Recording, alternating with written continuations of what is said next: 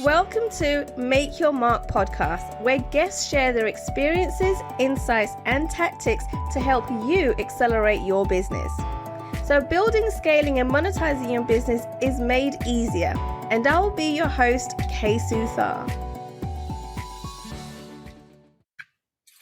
Hey guys, welcome to another episode of Make Your Mark podcast. I'm your host, Kay Suthar, and oh my goodness, do I have an amazing guest for you today. When I found out what she does, and also I'm currently reading her book, and I am blown away with the information on there, I knew I had to get her on the show so she can actually talk about all the good things that she teaches so many others around the world. Now, her name is Anna. Okay, I'm not going to give too much away because I know she's going to blow your minds away as soon as she gets on here. But her name is Anna. She went from corporate and now she teaches financial education, right? But not like the way most of us probably know it, right? There's a little twist around this. And we're going to go into a lot more in depth as to how money and spirituality combined together is a super powerhouse, right? That outrageously. And so we're going to be speaking with Anna today, and she's going to give us all these tips and tricks around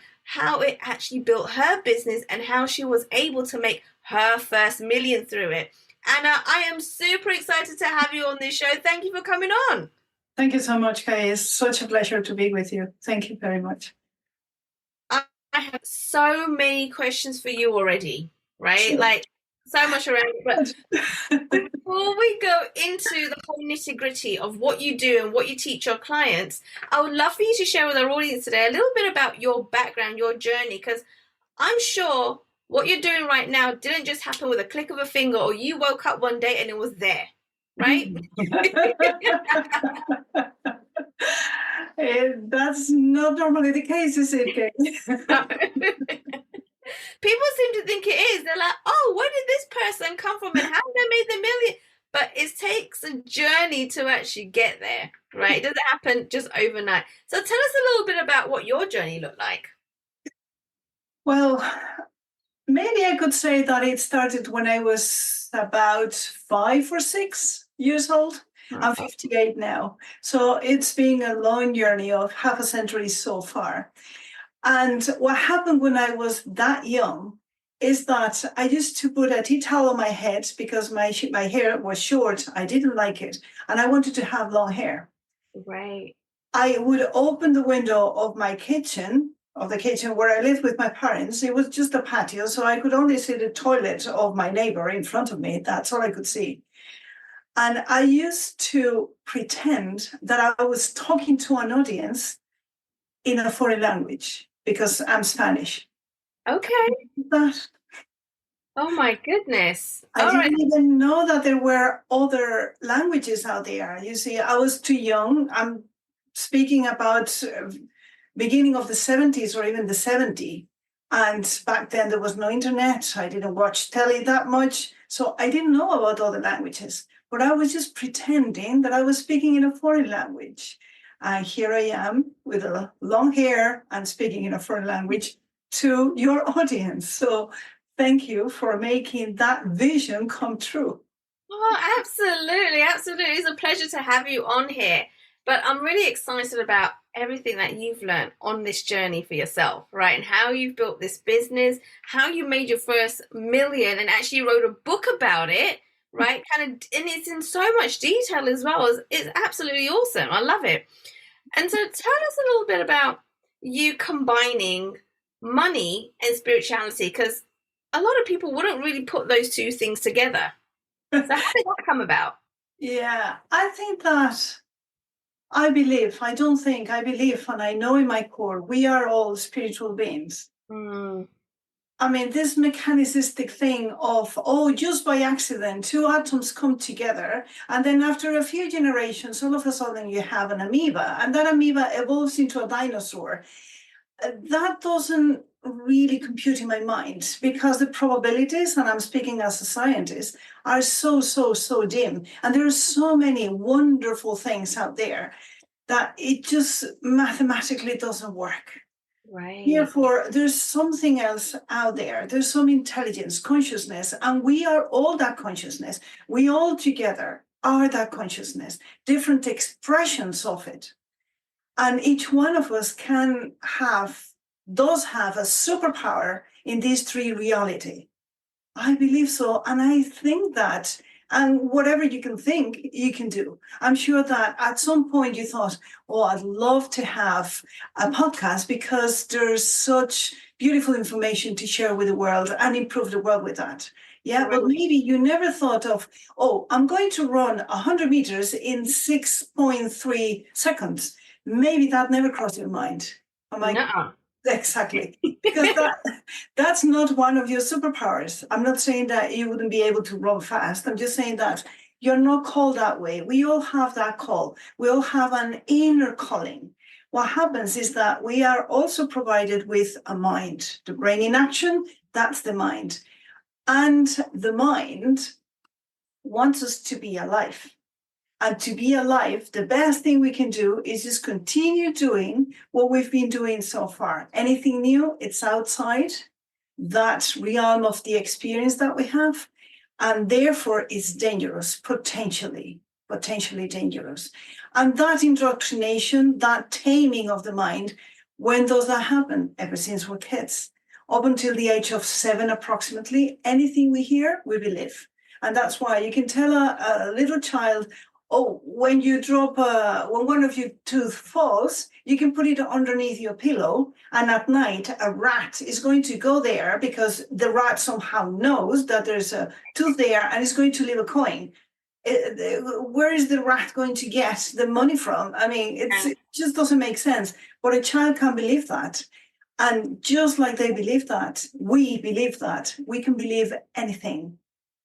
So if people tell us you're no good with numbers, you don't deserve wealth, having too much money is not pure, saint, is just for crooked people, money is bad, getting money is very hard, you need to work really, really hard to get money, that's just for men, you cannot make more than your brother, your sister, your father, your spouse, that's a big one. We believe that.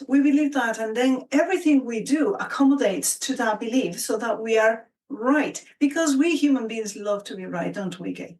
Oh, we do. We don't ever want to be wrong. In fact, some of us are never wrong, right? That's correct. So I totally hear where you're coming from here. And so when you talk about making money and spirituality and really having the belief that you can actually do it, right? And it's not just having the belief, but it's actually making sure you put actions behind that belief to make it happen, right? Yeah, and that's why in my book, I'm trying to show it if that's okay. This is the Spanish version. Yes. The one that you have would be the English one, right? So instead of Primer Millón, My First Million, but it's the same idea. And actually, I'm going to say something about the title. I was told the title. At some point, I heard in my head, the next book that you're going to write is going to be called My First Million. Mm-hmm. And then months into it, I heard that voice saying to me again, and you're going to put the subtitle as follows, Spiritual and Material Approach to the Noble Art of Making Money. So I was given that. It's not just I sat down and I said, okay, what's the best title? What's the best subtitle? And I run and through my Facebook and ask for people for opinions. No, it was given. That voice is there for everyone. I'm not a special witch. We are all witches and wizards. That voice is there. Yeah. So, sorry, what was the question again? Because I was talking about a little bit. So I was saying that when we kind of, want the best for our business ourselves, right, we need to actually put action, right, yes. Not just the belief behind it. Yes. Right? In the book, and that's where I started rambling, in the book I'm talking about two parts, if you will, which for me is one thing because we are whole. Unity, this thing of seeing black and white and tall and short and all that kind of stuff, that's the 3D world. Yeah, it's the way that I say it is just the same thing, more or less of it. And the way that I structured it is, let's talk about the psychology of making money, and let's talk about the mechanics of making money. Right. Because the mechanics is very easy. It's 2 + 2 is 4. Mm-hmm. Yes, you can evaluate a company, and I teach it here, and I teach it around the world, as you know.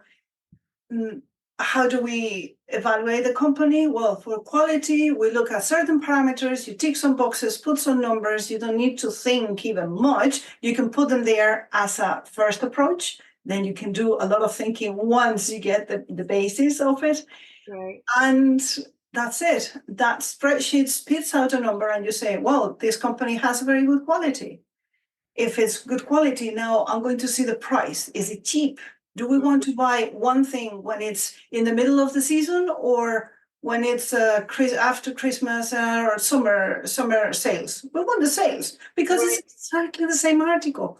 We can do the same thing with shares. I hadn't said it before, but the way that I'm making money and I'm teaching people is with shares.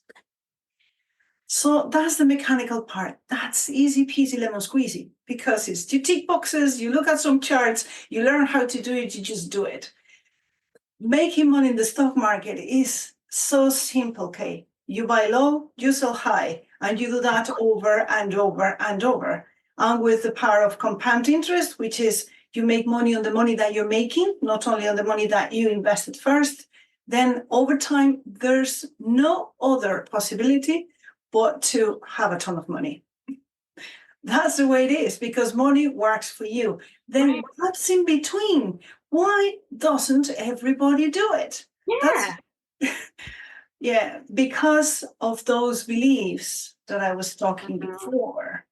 I cannot make more money than my father. That was a belief that I had. I didn't know that I had it until I realized one day, oh my God, my father was so embarrassed of himself. And I believe so because he was an alcoholic. From what I've learned, you see, alcoholic people tend to get this drug into the system so that they can come out of their minds and be relaxed somehow. And normally it comes from low self-esteem. If you have low self-esteem, that's because you believe you haven't done enough in life, or you're embarrassed, or whatever the reason. But not to upset him, I somehow told myself, never ever make more money than your father. So even though he's been dead for such a long time, the command was still in me. Yeah, do you know what?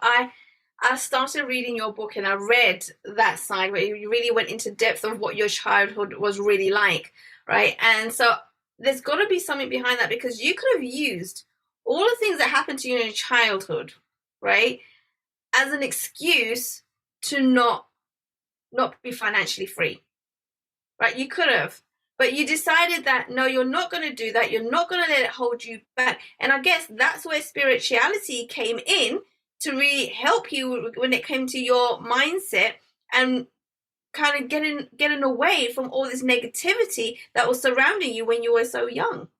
Yeah, number one, I was not even aware.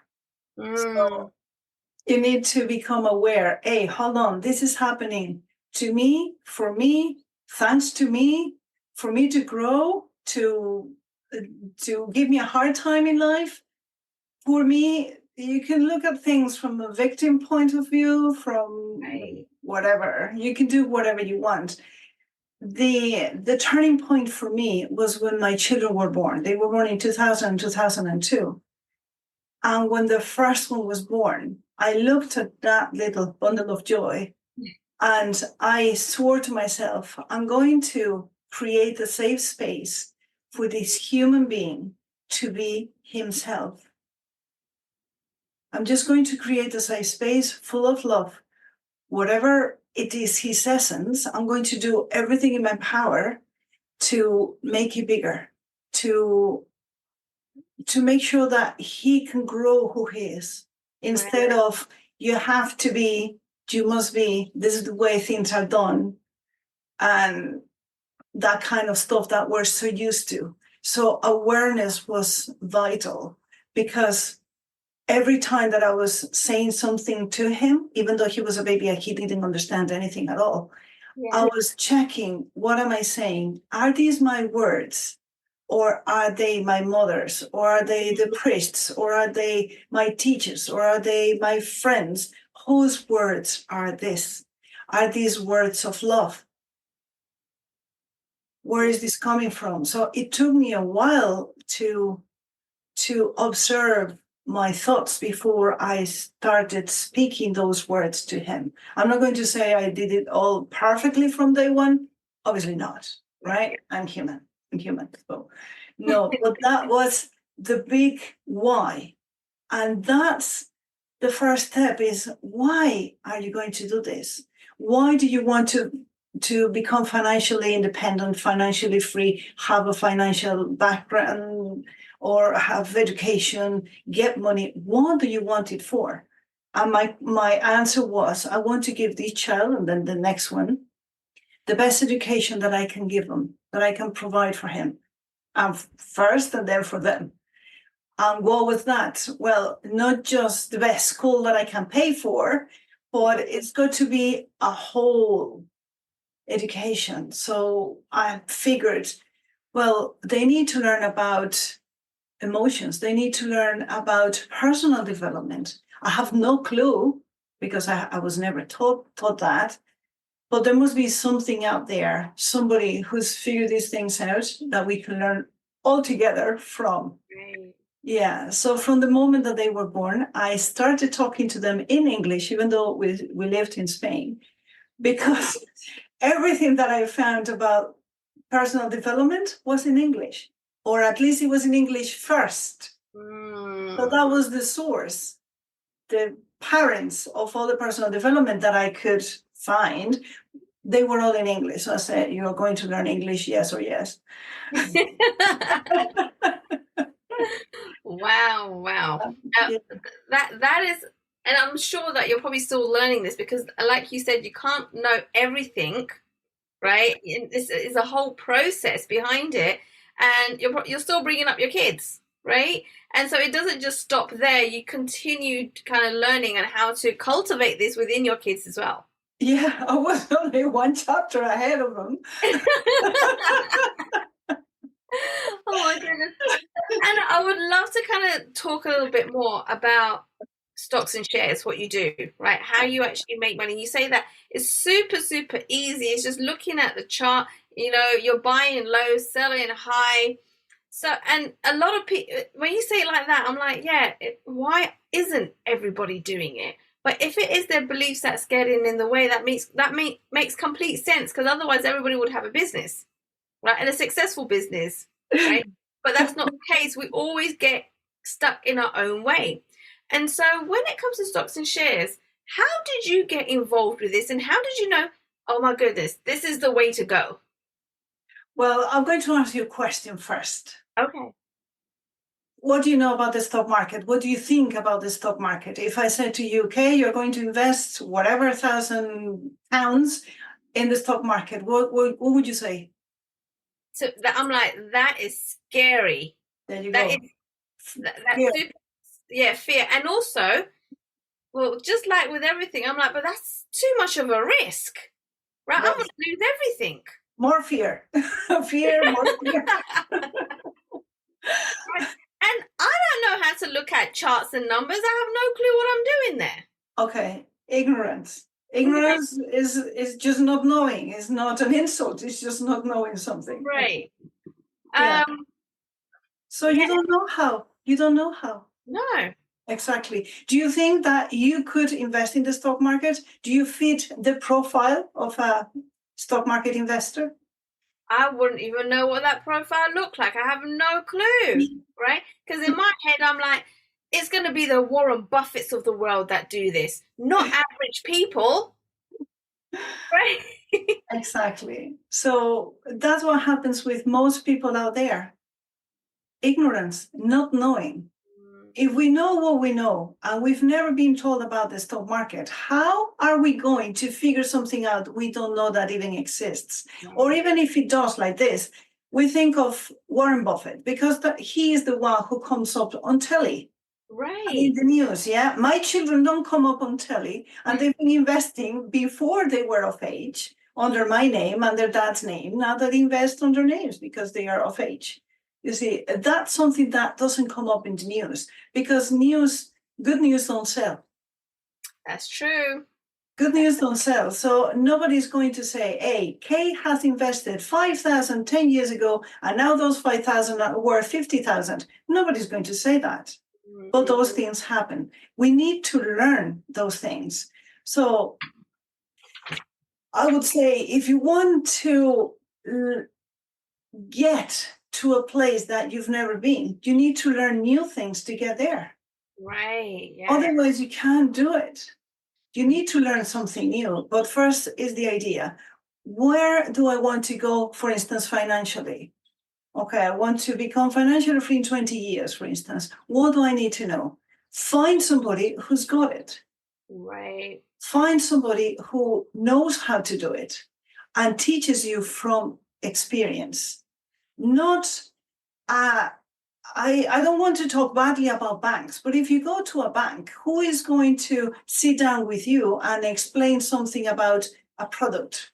Well, it's an employee of that bank. That person is not financially free. Right. And I figure, well, this is not the place to go. I need to go someplace and talk to somebody who, from financial freedom, teaches me how to do it. Not because they have to make ends meet, but because they want to, because they love it and they want to share their knowledge, their experience. And that's where I met Owen, my business partner and life partner, and I learned from him. But once you learn from your teacher, then each person gives it its own twist, right? It's like we all go to school and we all learn how to do letters the same way. However, our handwriting is completely different. Yeah, that's true. From one person to the next because we do things slightly different. What do I do slightly different? Well, I explain things for the investing in the stock market in a way that anyone can understand it, the way that I would have loved to be taught. So I don't talk so much about derivatives and stocks and positions and shorting and longing and all that kind of thing. I talk more about, car insurance. Can you figure that out? Yes. Can you imagine a cow giving milk? Yes. Can you imagine hens with eggs? Yes. That's the way I explain things in a form that anyone can grasp, and also in a tiered way. So tier 1 is first thing, just get the things done and put everything into a box. And then you get a number and you can take some decisions. If we compare this with driving, it's like the first day that you're driving a car. You sit down and it's first gear, second gear, go from here to here, straight. Don't park, don't go into anything complicated. Just go from here to here, 50 meters. You can do that, can't you? Right, yes. Then tier 2, well, now we're going to go to fourth gear or even fifth gear. And we're going to go into a road with cars coming in front, not on the same lane, on the other lane, right? And it gets a little bit more challenging, let's put it that way. And then after some time, that would be a tier 3. You can drive anywhere and you can even teach people because you have experience. That's how I put it in my book. And that's how I love teaching it in different tiers. Right. Oh, wow. I like that. You're making it simple and also so relatable that we all understand what those examples mean, right? We've all done them. We've all gone through it. So I love that, right? So it's not all jargon talk. It's that we all understand. Yeah, everybody can think of a hen with an egg, right? Everybody. Yeah, definitely. So I know people are probably thinking, but this still sounds scary, right? Like this, like when you think about stocks and shares and all of that, like that is super scary. Like you got to be super clever to do that, right? Like, what would you say to that person that is in so much fear, right, that they don't want to go nowhere near it? Yeah, well, the way to do that is together with a little help from your friends and together holding hands. If I say, okay, go there, invest 100,000 K in an account and do it by yourself, you say, no freaking way, right? That's what you say because you're sensible. But if I say, okay, put £100 a month into a kitty with other people, and then all together, we're going to take investment decisions together. And we'll all take a democratical decision about the investments, about the trades for this month. Right. And we're going to meet only once a month for an hour. Do you have 1 hour? Do you have £100 that you can invest? Would you be more comfortable with a group of people and tens of eyes looking into the trades? Could you be more comfortable there in that scenario? You definitely be comfortable, but the biggest question that comes up to me is just an hour a week. Like, I don't know how to do any of this stuff. I need more time. A month. A month. That's oh my goodness. Wait, that's not possible. 1 hour a month to learn how to do all this stuff? Okay, 1 hour a month is the amount of time that we meet with our consortiums of clubs. Right. Live. And there and then you can learn as much as you can. Or as you want. Obviously, we have online courses that you can do on your own time. You can learn as much as you want. This can be as hands-on or hands-off as you want. However, your money will be working for you, whether you want it or not. Because it's the energy of many people, and you're leveraging my experience of so many years with so many accounts. Right. So that's different. And it's the 80-20 just works everywhere. Yeah, the Pareto ratio, it always works. So in a big group of, let's say, 80 or 100 people, 20 of them are going to be with their eyeballs on the account. Okay. There would always be people there, even if it's only 2, 3, 4. That's enough. That's enough people looking at it, plus EBIOS as well. You see, the teachers, so to speak. Right. And we are only because we have more experience. So we can guide you. And even if you have no clue, I can show you one company and say, look, we're going to look at these parameters. And you can see the quality. You have no clue whether this is good or bad. But then I'm going to show you another one, and that's in the book as well. And you're going to see the quality because you're going to compare with the same rule. You're going to compare two companies. Can't you tell that one is better than the other? And you say, duh. Right. Yeah, absolutely. Simple as. You might not know anything about charts, but if you see a chart that's at the very top and the other one is at the bottom and it goes up and down, you would say, well, this is the sales, this is the middle of the season, so let's wait. It's not that complicated when you put it as simplistic as this. Obviously, there are many moving parts, there's a lot to learn, but it's like everything. You go to school the first day and you don't learn much. After 2-3 years, maybe you learn to do the vowels and the letters, and you will do the S the other way around and that kind of stuff. Then you'll be able to put words together, then phrases. But nobody goes to kindergarten and expects a little child to write a poem, right? This is the same thing. It's the same thing. First, learn the letters and then put them together. But if you are in a group with other people, a consortium or a club, and you're in a group, some people are a bit more advanced. So they would say, yeah, the S is the other way around, turn it. Yeah. I see. These words go in two parts, so this one goes together with this, and this is a column, for instance. We all learn of each other. I love that. And that's the best way when you have a community around you, like-minded people that are on the same journey as well, which is awesome. Okay. Now, I've got a question for you. When people join, or when they're on the program, they're learning how to do the stocks and all of this, what are some of the most common, I guess, failures or misconceptions that continue to come up that you see with your students? Well, everybody asks us, if this is so good, why isn't everybody doing it? Right. That's number one. And it's, well, they don't know. When you don't know what you don't know, how are you going to reach it? Right. It's impossible.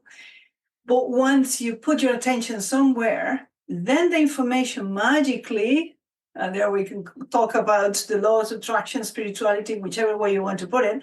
Right. But once you put your attention there, then everything goes into alignment. You can talk about the quantum double, whichever way you want, but things just start to happen. And then you learn to find the people who are more like-minded. Right. Yeah. So you will see how friends are going to change. How the friends that you had since you were a child, sometimes they don't have the kind of conversations. Maybe they do, but maybe they don't. The kind of conversations that you are more interested in, and that doesn't add much to you. And then you get to know other people with other focus and putting their energy elsewhere. So you're going to experience that. You need to be aware of that because there will be changes.